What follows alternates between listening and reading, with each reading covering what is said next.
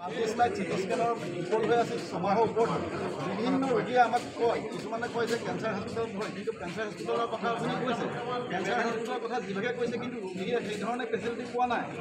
MRI বিকল হৈ আছে মেমোগ্ৰাফি বিকল হৈ আছে বিভিন্ন ডিপাৰ্টমেণ্ট বিকল হৈ আছে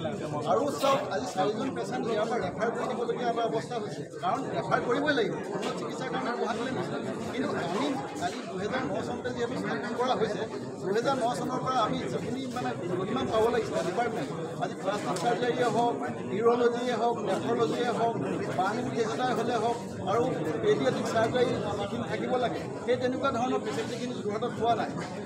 কিন্তু পৰ্যাপ্ত পৰিমাণে স্বাস্থ্য বিভাগে ধৰক আজি নিউৰ চাৰ্জাৰী আনিছে কাৰ্ডিঅ' চাৰ্জাৰী আহিছে তেখেতসকলে কাম কৰিছে সেইখিনি পাইছোঁ কিন্তু হঠাৎ যেনেধৰণে আমি পাব লাগে সেইখিনি পোৱা নাই যাৰ ফলত দেখিছোঁ বহুত পেচেণ্ট ইয়াৰ পৰা ৰেফাৰ কৰি দিয়ে গুৱাহাটী বা ৰোগীয়ে বা গোলাঘাটৰ ৰোগীয়ে বা এই অঞ্চলৰ ৰোগীয়ে মাজুলীৰ ৰোগীয়ে এই জমৰ যাতনা কিমান ভুগি থাকিব এইকেইটা সমস্যাৰ কাৰণে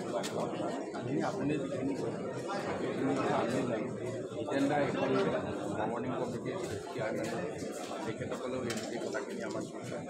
এতিয়া কথা হ'ল কি ইয়াতে যিখিনি মেচিনেৰী কথা ক'লোঁ এই মেচিনেৰী কথাখিনি আমি ইতিমধ্যে আনা সময়খিনি বা ইনষ্টল হোৱাৰ পিছত নহয় অন্য দেশৰ পৰা পইচা আমি আমাৰ টকাত দিব নোৱাৰোঁ আমি ডলাৰ কৰি দিব লাগে দ্বিতীয় কথা চাওক আজি গুৱাহাটীত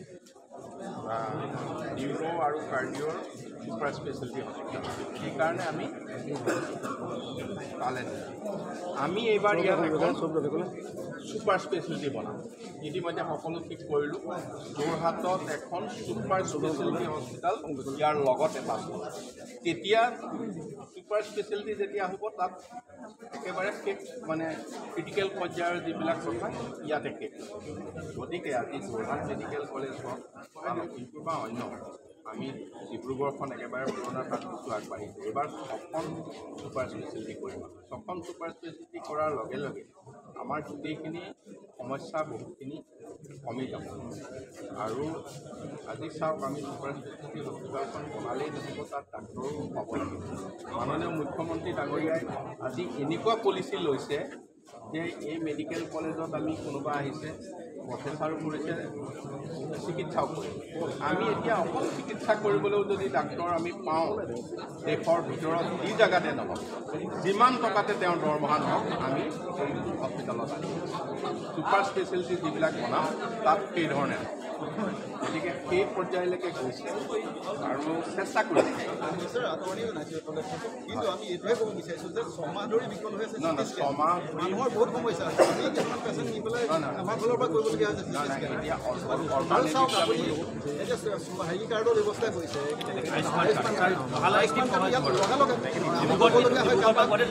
আহিবলগীয়া হয় কিন্তু গুৱাহাটীত গ'লে আমি সেইটো ব্যৱস্থা নহয় ইয়াত 24 ঘণ্টা ৰ'ব লাগিব 12 ঘণ্টা ৰ'ব লাগিব এনেকুৱা ধৰণৰ প্ৰশ্নবোৰ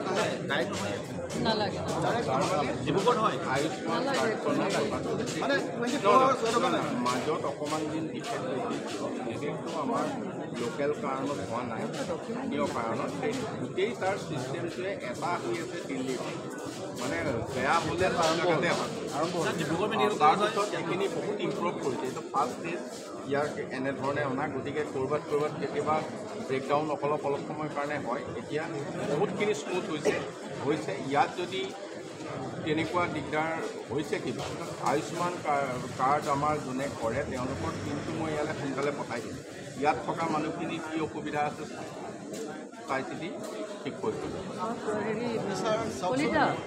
ডকুমেণ্ট যদি নাথাকে তেতিয়াহ'লে নহয় ছাৰ আৰু তাতকৈ এটা ডাঙৰ কথা আপুনি ধৰক ৰাজ্য চৰকাৰৰ এগৰাকী কেবিনেট আমি ধৰক অসম চৰকাৰক আপুনিও জনাব লাগে বা আমি আপোনাৰ পৰাও জানিব বিচাৰোঁ আমাৰ 2016 চনতে নেশ্যনেল হাইৱে কাম আৰম্ভ হৈছিল যোৰহাটৰ পৰা যাবলৈ 38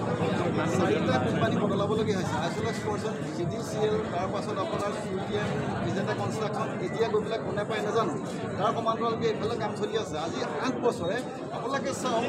উত্তৰ প্ৰদেশত যোগী আদিত্যই 300 কিলোমিটাৰ ৰাষ্ট্ৰীয় ঘাইপথ 3 বছৰত সম্পূৰ্ণ কৰি নৰেন্দ্ৰ মোদী ডাঙৰীয়াক আনি উদ্বোধন কৰিলে। আজি ইয়াত 90 কিলোমিটাৰ ৰাষ্ট্ৰীয় ঘাইপথ 8 বছৰে হোৱা নাই, মানুহ শতাধিক মানুহ আহত হৈছে, মৃত্যুমুখত পৰিছে। গতিকে কিমান দিন হৈ থাকিব? আজি মুখ্যমন্ত্ৰী হয় আপুনি ক'ব যে মুখ্যমন্ত্ৰীয়ে ব্যৱস্থা লৈছে কৈছে। গতিকে আজি যোগী আদিত্যই যিখিনি কৰিব পাৰিছে উত্তৰ প্ৰদেশত, আমাৰ মুখ্যমন্ত্ৰীগৰাকীয়ে অসমত 8 বছৰ কেলৈ লগাইছে? এই কামখিনি কেলৈ কৰিব পৰা নাই? চাওক, এটা কথা নহয়, মাননীয় মুখ্যমন্ত্ৰী ডাঙৰীয়াই এই ক্ষেত্ৰত কেইবাবাৰো এওঁলোকৰ লগত বহিছে, এছেম্বলিত আলোচনা কৰি পেলাই তাত বহিছে। এতিয়া কণ্ট্ৰেক্টৰ যদি প্ৰত্যেকবাৰতে এজন বেয়া আহে, আজিকালি চাওক কণ্ট্ৰেক্টৰটো কোনেও চইচ কৰিব নোৱাৰে। L1 মাৰিব, তাক দি দিব লাগিব, নহ'লেতো সুপ্ৰিম কোৰ্টলৈ যাব। আমি জানো এই কণ্ট্ৰেক্টৰে কাম নোৱাৰে উঠাব, কিন্তু আমি কাম দিবলৈ বাধ্য। গতিকে মই সেইটো ষ্টেট গভৰ্ণমেণ্টৰ বিষয় নহয়, কিন্তু সেইটোতো তেওঁলোকৰ বিষয়। হ'লেও আজিকালি L1 হ'লে আৰু কাৰো উপায় নাই, বেয়া বুলি জানিলেও দিব লগা হয়। গতিকে এই বিষয়টো আপোনালোকে দৃষ্টিগোচৰ কৰিছে। মই আকৌ এই বিষয়টো এনেকুৱাই হৈ থাকিলে মানুহ আৰু মৰি থাকিব, মৃত্যুমুখত পৰিব। গতিকে মৃত্যু উপত্যকাত হৈছে, মৃত্যু উপত্যকাই হৈছে ৰাষ্ট্ৰীয় ঘাইপথ। গতিকে এনেকৈ হৈ থাকিলে মানুহে নাই। মই বহুত ধন্যবাদ আপোনালোকক,